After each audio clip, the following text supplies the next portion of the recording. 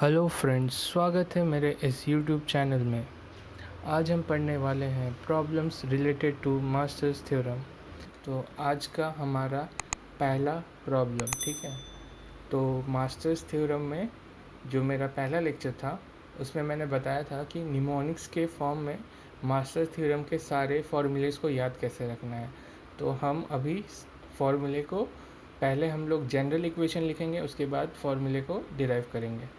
तो general equation कुछ इस तरीके से था, टी एन, ठीक है, इक्वल टू, तो मैंने कुछ बताया था कि इसको याद कैसे रखते हैं। तो कुछ ऐसा था, आती 80, ठीक है, आती नहीं डिवीजन भी, राइट, आती नहीं डिवीजन भी प्लस थीटा, ठीक है, प्लस थीटा। उसके बाद हम लोग लिखेंगे क्या,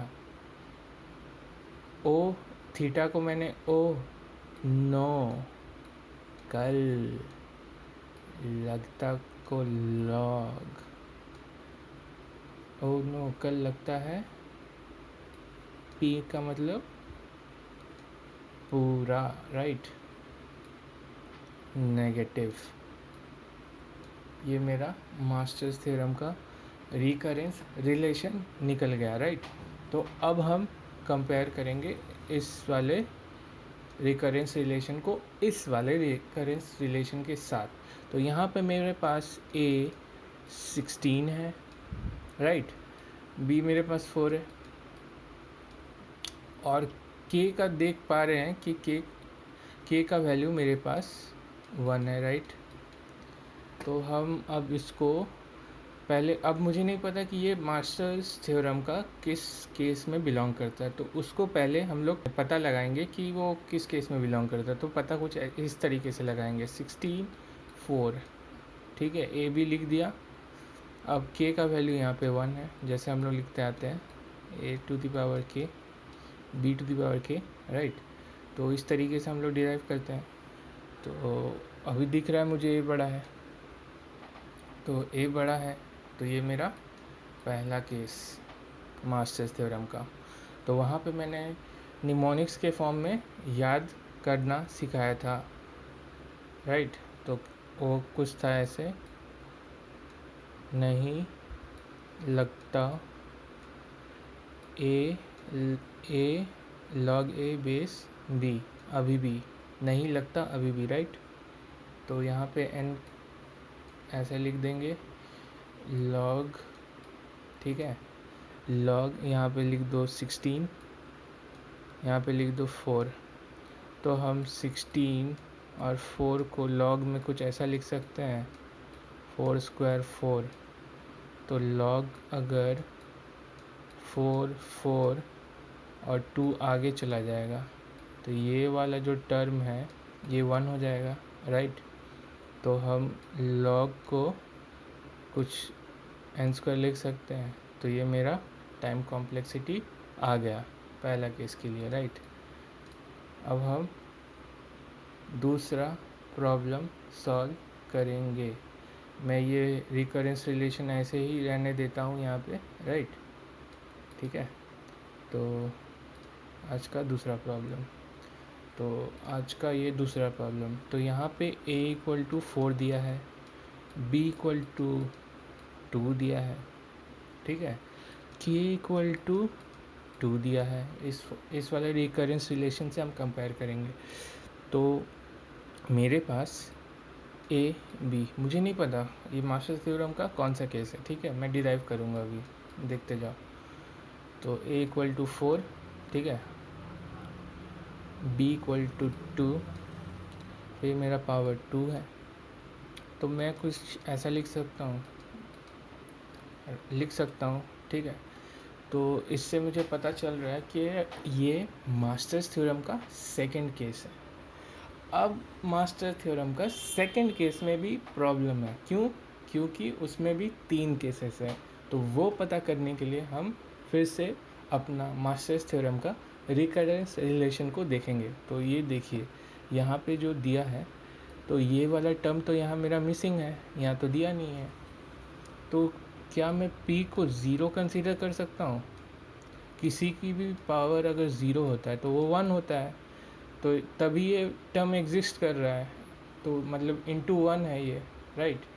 तो वो एग्जिस्ट कर रहा है, तो मतलब p ज़ीरो है मेरे पास। सेकेंड केस का पहला केस में हम मास्टर्स थ्योरम को कुछ इस तरीके से डिफाइन करते हैं। ये जब p मेरा p का वैल्यू ग्रेटर देन -1 है, राइट। जब p का वैल्यू ग्रेटर देन -1 है तो केस 1 होता है, p इक्वल टू -1 है तो केस 2 होता है, केस 2 का केस 2, और p equal to p less than -1 होने से केस 2 का केस 3 होता है, राइट। इतना सबको पता चल गया, ठीक है। डाउट होगा तो कमेंट सेक्शन में ज़रूर लिखें और मुझे बताएं, मैं ट्राई करूँगा रिजॉल्व करने का, ठीक है। तो फिर यहाँ पे ये केस बन रहा है क्योंकि p ज़ीरो है तो ग्रेटर देन -1 है, तो हम अब इसको निमोनिक्स के फॉर्म में याद कैसे रखते थे? कुछ ऐसा मैंने बताया था, नहीं लगता अभी भी लगता है पूरा नेगेटिव, राइट। नहीं लगता, सॉरी इसको ऐसे पढ़ेंगे निमोनिक्स को, नहीं लगता अभी भी लगता है पूरा एक नंबर का नुकसान, ये वाला मैंने बताया था, I am sorry, pardon me, ठीक है। तो मैंने इसको ऐसा बताया था, तो अब हम सारे वैल्यूज़ को डाल देंगे इसमें, ठीक है। तो n a मेरे पास कितना है, लॉग a का वैल्यू कितना है मेरे पास 4, b का वैल्यू कितना है मेरे पास 2, तो मैं कुछ इस तरह लिख सकता हूँ 2 स्क्वायर, तो ये वाला पूरा टर्म 1 हो जाएगा, तो 2 आगे चला जाएगा, तो ये टर्म भी n² बन जाएगा। तो मेरा टाइम कॉम्प्लेक्सिटी अभी भी नहीं आया है, ठीक है, अभी भी नहीं आया, मैंने सिर्फ इसको सॉल्व किया। अब p वाला टर्म ये जो कि ज़ीरो हो गया, तो यहाँ सिर्फ log है, ठीक है, log है, log का पावर 1 है, तो मेरा टाइम कॉम्प्लेक्सिटी कुछ इस तरीके से निकलेगा, n² log to the power 1, क्योंकि तो इसको log ही लिखेंगे, मैंने लिख दिया, अगर बहुत बच्चे को डाउट आता है तो वो कर सकते हैं रेफ़र, ठीक है, तो उनके लिए मैं लिख दिया। तो मेरा ये टाइम कॉम्प्लेक्सिटी निकल गया, ठीक है। आज का दूसरा प्रॉब्लम हमने सॉल्व कर लिया, अब हम तीसरा प्रॉब्लम की ओर बढ़ते हैं। तो मेरा ये तीसरा प्रॉब्लम,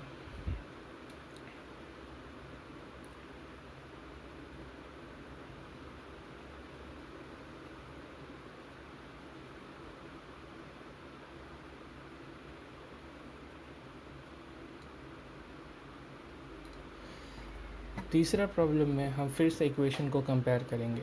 तो यहाँ पे a इक्वल टू 2 है, b इक्वल टू 2 है, राइट,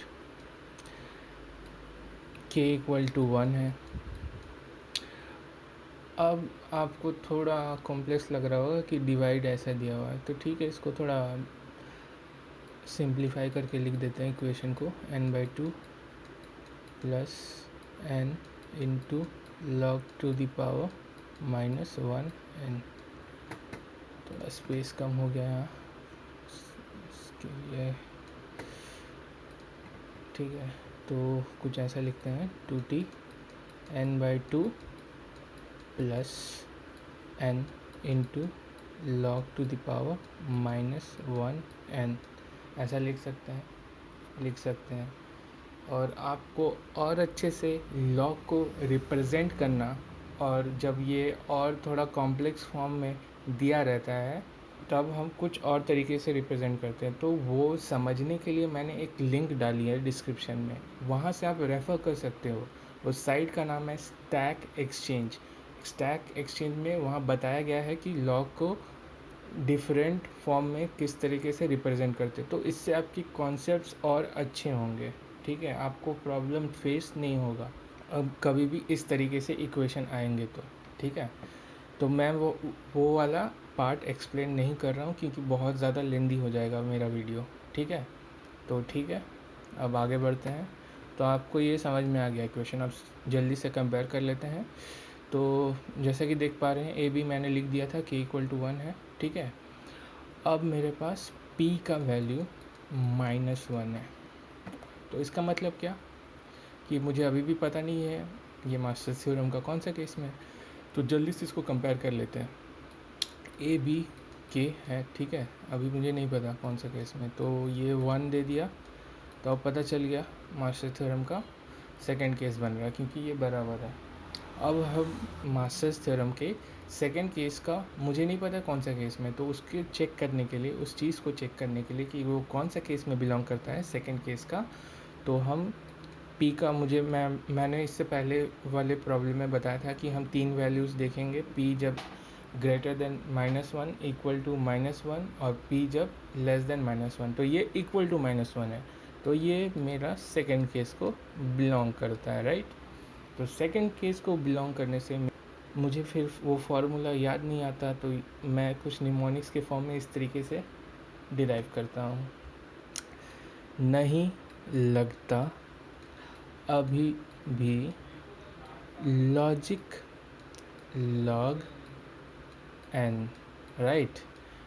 तो अगर आप निमोनिक्स पढ़े हो अच्छे से, एक दो बार जैसे मैंने बताए थे, एक दो बार आपने प्रैक्टिस किए होंगे, तो आपको ये डिराइव करने में बहुत ही आसानी होगी, राइट। तो आप बहुत लोग तो बहुत ही अच्छे से डिराइव कर पा रहे होंगे। तो ये मेरा हो गया। जल्दी से मैं सारे वैल्यू इसमें डाल देता हूँ। तो n log 2/2, अभी मैं स्पेस नहीं है तो मैं पूरा नहीं लिख रहा हूँ, तो ये 1 कंसीडर कर सकते हैं, ठीक है भैया, 1 कंसीडर कर लिया। तो n मेरा कुछ ऐसा बना। अब बाकी तो मेरे पास कुछ बचा नहीं है पावर के टर्म में लिखने के लिए, तो सिंपल मेरा इसका time complexity n log n आ गया, बस कंप्लीट। किसी को डाउट हो तो कमेंट्स ज़रूर करें, ओके। तो आज का हम तीसरा प्रॉब्लम की ओर बढ़ते हैं, चौथा प्रॉब्लम। आज का हमारा ये चौथा प्रॉब्लम, ठीक है। तो देख सकते हैं a = 2 है, b = 2 है, k = 1 है, ठीक है, p = -2 है। अब मुझे नहीं पता ये मास्टर्स थ्योरम का किस केस को बिलोंग करता है, तो उसके लिए हम चेक करते हैं। पहले इस वाले इक्वेशन से हम चेक करेंगे। a का वैल्यू 2 है, b का वैल्यू 2 है, 1 है, बराबर है, यानी ये मास्टर्स थ्योरम का सेकंड केस को बिलोंग करता है। तो हम अब देखेंगे कि सेकंड केस के अंदर 3 सब केसेस होते हैं, तो उन 3 सब केसेस में कौन सा केस को बिलोंग करता है, उसके लिए हम चेक करते हैं p का वैल्यू। 3 p का वैल्यूज़ होता है, एक p जब ग्रेटर देन -1 है, इक्वल टू -1 है, या p लेस देन -1 है। इन 3 केसेस को हम चेक करते हैं। तो यहाँ पे आप साफ साफ देख सकते हो कि p का वैल्यू लेस देन -1 है, ठीक है। तो ये मास्टर्स थ्योरम का सेकंड केस का थर्ड केस बनता है।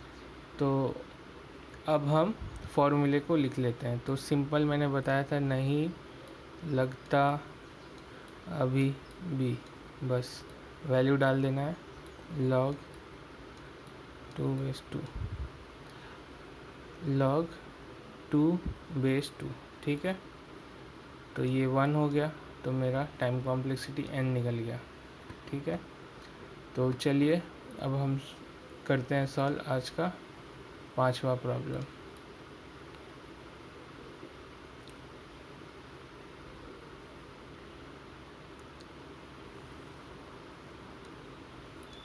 जैसे कि आप देख सकते हैं a = 3 है, b = 2 है, k = 2 है, ठीक है। p का कोई यहाँ टर्म नहीं है, इसलिए p को 0 कंसीडर करेंगे, ठीक है। अब हम जल्दी से चेक कर लेते हैं ये मास्टर्स थ्योरम का किस केस को बिलोंग करेगा। तो a b k, ठीक है। a3b2 की पावर 2। कौन सा टर्म आपको लग रहा है ये बड़ा है, तो ये वाला, ठीक है। तो ये सिंपली थर्ड केस बन जाता है मास्टर्स थ्योरम का। अब थर्ड केसेस में दो सब केस होता है, तो दो सब केसेस को चेक करने के लिए हम p का वैल्यू को चेक करते हैं। उसमें मैंने कुछ बताया था कि p का value greater than equal to 0 होने से वो फर्स्ट केस का होता है, और p लेस देन 0 होने से वो सेकंड केस को बिलोंग करता है। तो यहाँ पे साफ साफ ये मास्टर्स थ्योरम का थर्ड केस का पहला केस बनता है, ठीक है। तो अब हम जल्दी से फॉर्मूले को लिख लेंगे। तो आप इस इक्वेशन को देख सकते हो, इस इक्वेशन का आप बेनिफिट आप देखने जा रहे हो। मेरा थर्ड केस का फर्स्ट केस बन रहा है, उसमें मैं डायरेक्टली यहीं से लिख दूंगा अपना फॉर्मूला, और इसका निमोनिक्स भी मैंने बता रखा है। ओ यहाँ थीटा होता है, ओ नो कल लगता पूरा नेगेटिव, ठीक है, ये मैंने बता रखा है, ठीक है, अपने पहले लेक्चर में। और अब सिंपली वैल्यूज़ डाल लेंगे। के का वैल्यू मेरे पास 2 है, log p 0 है, तो ये टर्म 1 हो जाएगा। तो n² मेरा हो गया टाइम कॉम्प्लेक्सिटी इस वाले प्रॉब्लम के लिए, ठीक है। अब हम आज का आखिरी प्रॉब्लम सॉल्व करते हैं।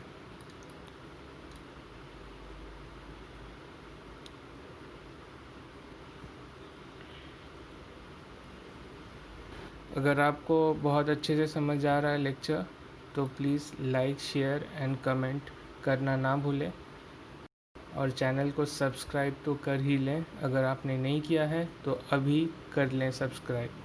तो आइए आज का आखिरी प्रॉब्लम हम चेक करते हैं। तो a इक्वल टू 3 है, b इक्वल टू 4 है, k इक्वल टू 1 है, और p इक्वल टू -1 है, ठीक है। अब हम जल्दी से देख लेते हैं ये कौन सा केस को बिलोंग करेगा। a b, ठीक है, k a3 है, b 4 है, ये पावर 1 है, तो ये बड़ा है, तो सिंपली थर्ड केस को बिलोंग करता है। अब थर्ड केस में दो सब केस होते हैं, तो उन दो सब केस में किसको बिलोंग करेगा वो p का वैल्यू डिटरमाइन करेगा। तो p का value greater than equal to 0 होने से फर्स्ट केस को बिलोंग करता है, थर्ड केस का फर्स्ट केस को, पर ये नहीं है यहाँ, तो ये यानी लेस देन 0 है, तो यानी ये थर्ड केस का सेकंड केस को बिलोंग करता है। तो जल्दी से हम फार्मूला लिख लेते हैं। मैंने कुछ बताया था, थीटा मतलब ओ नो कल, ठीक है, बस सिंपली वैल्यू डाल देना है। तो के का वैल्यू मेरा यहाँ हो जाता है 1, तो मेरा ये टाइम कॉम्प्लेक्सिटी निकल गया। तो आपको अगर इस चैनल से थोड़ी सी भी मदद मिल रही है अपने कॉन्सेप्ट्स बिल्ड करने में और एग्ज़ाम्स में एक्सेल करने के लिए, तो प्लीज़ प्लीज़ प्लीज़ प्लीज़ आप subscribe, comment, like and share करना ना भूलें, क्योंकि मैं इसके अगले लेक्चर में आपको इंटरमीडिएट लेवल के प्रॉब्लम सॉल्व करना सिखाऊंगा। धन्यवाद, थैंक यू फॉर वॉचिंग।